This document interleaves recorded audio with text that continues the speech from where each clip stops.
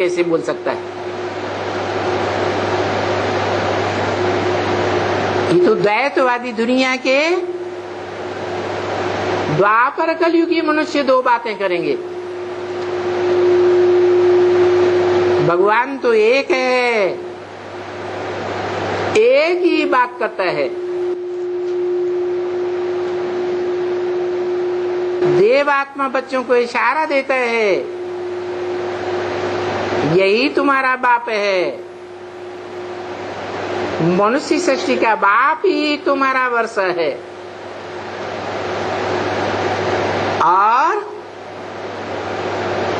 यही आत्माओं का घर है।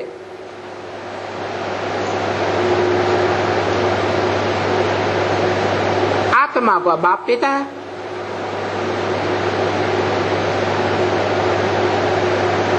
बच्चे कहां से निकलते हैं?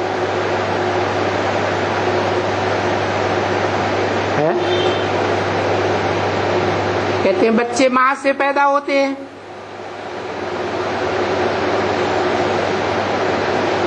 लेकिन मां भी गर्भ कहां से धारण करती है?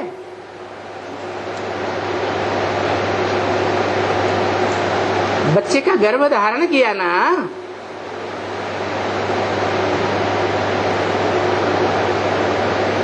तो आखिरी वो बच्चा कहां से आया? कहां से आया? मां से आया या बाप से आया? बाप से आया। ऐसे ये मनुष्य सृष्टि का बेहद का बाप है।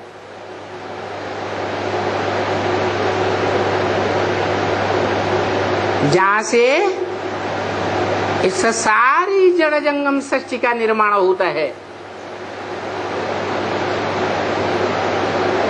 वो सदा ही सृष्टि पर कायम है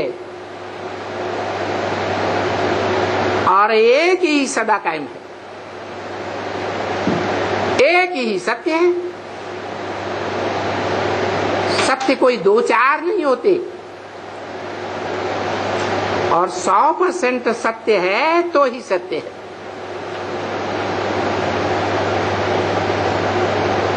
थोड़ा भी मिक्स है परसेंटेज में तो सत्य कहें या सत्य कहें। भरे हुए दूध के घड़े में एक बूंद सर्प का विष मिला दो तो सारा क्या हो जाएगा? विष ही हो जाएगा।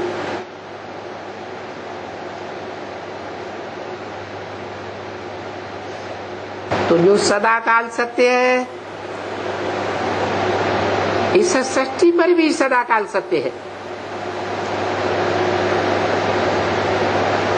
वो कोई आत्माओं के बाप शिव की बात नहीं है। वो इस सृष्टि पर सदाकाल काबिज ही नहीं रहता। वो तो 5000 वर्ष के लिए आत्मलोक का वासी हो जाता है। लेकिन ये जो सृष्टि है, जहां सृजन का कार्य चलता ही रहता है, वो सृजन का कार्य एक से चलता है या दो चाहिए?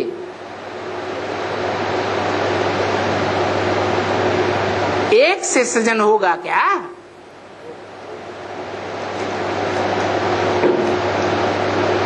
तो मनुष्यों का कहना है सृजनकारी के लिए मूल रूप में दो हैं शक्तियां, एक चैतन्य शक्ति, एक जड़त्वमयी शक्ति। जड़त्वमयी शक्ति को प्रकृति कहते हैं। पृथ्वी, जल, वायु, अग्नि, आकाश का संघात प्रकृति कही जाती है। वो प्रकृति माता का रूप है और प्रकृति का पति पिता का रूप है आत्मा। पुरुष। तो ये सारी सृष्टि प्रकृति और पुरुष का खेल है। परंतु मनुष्य सृष्टि का बाप पुरुष तो है, परंतु परम पुरुष नहीं है। परम पुरुष कौन है?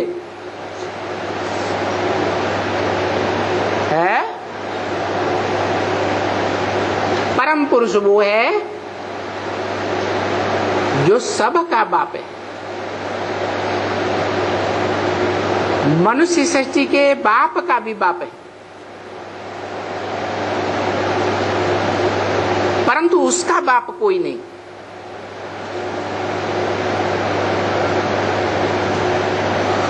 वो परम पुरुष और वो पराशक्ति जिसे प्रकृति कहा जाता है, दोनों का मेल होता है, तब इस सृष्टि का सृजन का कार्य आरंभ होता है।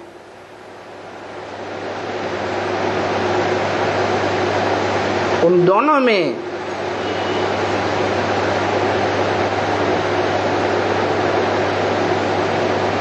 एक है पुरुष